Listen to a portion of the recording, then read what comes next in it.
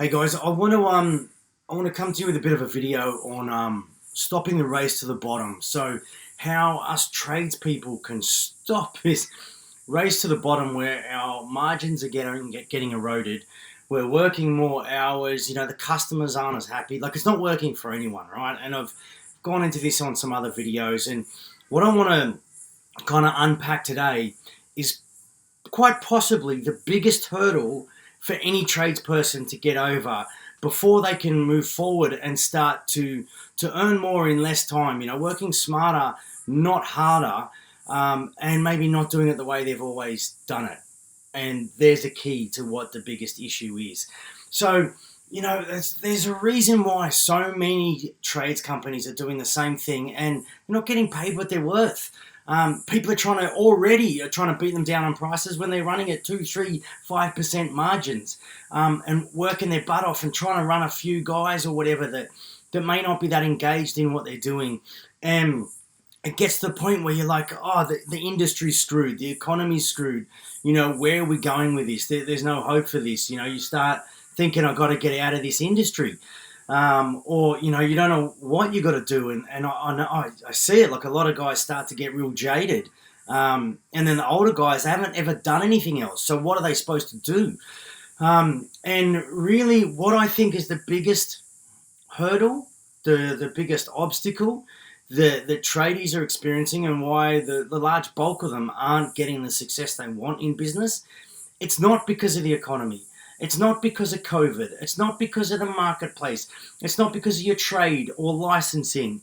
It comes down to your mindset. It comes down to your viewpoint. It comes down to what paradigm, as we say. Like, a paradigm is, if you don't already know, is like a filter, like the way you see some things. And what I see so prevalent in so many trades, and I've held a trade. I came out of school and got a trade and have worked in that industry on and off for the past 20 years. I run a business in that trade now, and I've worked with lots of other trades. When I was younger, I dabbled in some other trades as well, overseas, and I was even a brickies labourer when I was saving for schoolies. And so I've got the experience in this. And the viewpoint that so many tradesmen are looking through, and I think I know where it comes from, is that our whole professional life is we start off doing an apprenticeship, and a lot of that training is on the job training. So you've got an older tradesman that shows you how to do things, and generally the older guys were the craftsmen, and they had the experience. So not only did they have the knowledge, but they had the experience around how to do some things properly. And there's a lot to be said for that. Like, that's cool. That's that real craftsman attitude I love, and I think is so valuable and is getting lost in our society today. But that's good when you're learning a trade. I think where we've gone is that then there's this indoctrination, in the trade industry around that. When you've come up that way learning from a tradesman, they're doing the same in business. And they're doing it the way it's always been done. Well, business, the only constant in business is change. And trades people within business need to start changing, need to start grabbing stuff from other industries, learning what's going on there. Because if you're a tradesman that runs a business, really, first off, you're a business person. And to be in business, you need to be a salesperson. You need to know how to sell and have the mindset around that. So I want to give you an idea of where I think some tradies are going wrong, and how we might be able to change that, because they're doing it the way it's always been done. There is this indoctrination.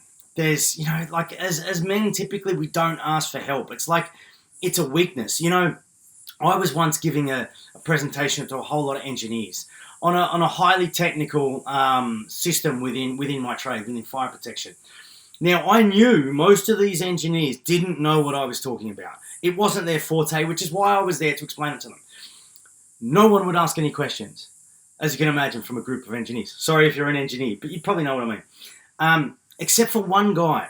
One guy didn't care what other people thought and just kept asking questions. Now, I guarantee you, that hour and a half I was there with him, he walked away with so much more than the other guys. Now, I knew a few of the guys within that crowd pretty well, and I had a fair idea what they knew and what they didn't know.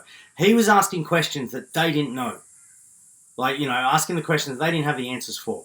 They would not ask for fear of not knowing what they were talking about. That ego sets in. And I think as men we do this, and largely within the trades, I don't want to put a blanket across everyone, but I mean, like, most trades are doing it tough. And that's because they won't ask for help. They won't go and find out more about business. They won't find out more about sales. Sales training within trades is unheard of. And I'm telling you, that's a key that will unlock a lot of business for you, a lot of more satisfaction within your business, and more engaged staff as well. I think there's not a lot of guys looking outside the industry to go, okay, that's completely different, but I don't know, look at the mortgage broking industry or the tech industry or something and go, okay, how will that fit within what I'm doing? Because then you start to get a different viewpoint, a different angle to what your competition is doing. And if your competition's stuck doing it the way they've always done it, pretty quickly you start to look very different to them. And when you look different in a more positive way, i.e. you're giving more value to your customers, you can charge more. People will pay more. And then also you don't have to do as much marketing because word of mouth gets around. Like a good tradesman is highly valued and looked after and easily referred. A lot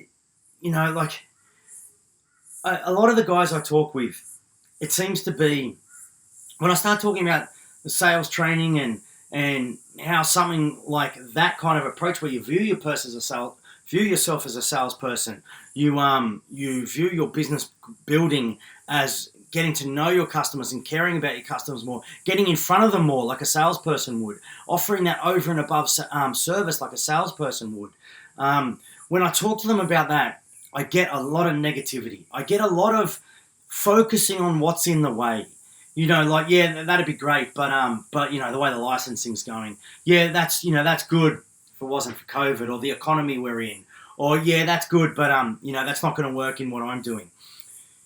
What you focus on, you get more of, and what I see is a lot of focusing on what gets in the way, not focusing on where the gaps are. Now, again, if you're focusing on where the gaps are, if you're hunting down opportunities, you get hit with a change in licensing, which is looking to happen in my industry, or COVID or whatever. When you realize that any crisis, any negative thing happening, there's opportunity in there somewhere. And if you're constantly looking for that, and I guarantee you most of your competition aren't, you're constantly looking for that, you will find that little gap. You know what? You might beat your head against the wall 9 times, but that 10th time, you will find that opportunity, and that opportunity can make you tens, hundreds of thousands of dollars. It can be the game changer. But first of all, you've got to be looking for that. And to look for it, you've got to have the belief that, okay, in every crisis, there's opportunity. Apparently in Japanese symbols or Chinese symbols, it's the opposite or something, crisis. Yeah, the symbol of crisis has opportunity. I don't know, something like that. You may have heard that. But, most Fortune 100 or so many extremely successful businesses were created and were built and hit their straps in recessions or depressions, right? So maybe we're coming into a recession. We're definitely in some confusing times and hard times. There's opportunity in here somewhere. If you're looking for it and you're looking from other industries to go, what works there? Okay, so a lot of it won't work. But if you're starting to think like that, i.e. you're changing your paradigm, instead of focusing on what doesn't work, dismissing stuff like, yeah, that won't work for us, then when you're starting to change the way you look at things, things open up for you. You start to see those opportunities that your competition won't. So I think that the mindset, the paradigm that most tradies are viewing through, which is completely in your control whether you realize it or not, when you change that paradigm, things can drastically change for you. As they say, when you change the way you look at things, the things you look at change. So my hope for you, if you're a tradie, is to start thinking outside the box and start entertaining, like ask for help, like talk to me, talk to someone else, like start to get outside influence and see what can work and think outside the box and just be more of an open thinker than closing down and doing things the way things have always been done and blaming it on the economy or anything like that. And I mean, I'm not saying that doesn't heavily influence what we do. But if you're focusing on that, you're going to find more reason that's going to stop you moving forward.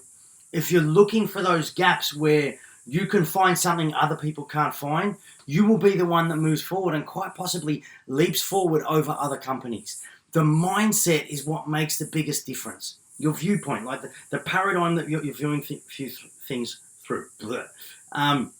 If you're the business owner, you will always be the bottleneck. So your business can only grow as much as you grow, and that starts with your thinking. So hope I've opened up some thinking there and some thoughts. I'd love to hear from you if you've got any thoughts or opinions or anything like that. So, yeah, get in touch. Hope to speak to you soon. Thanks.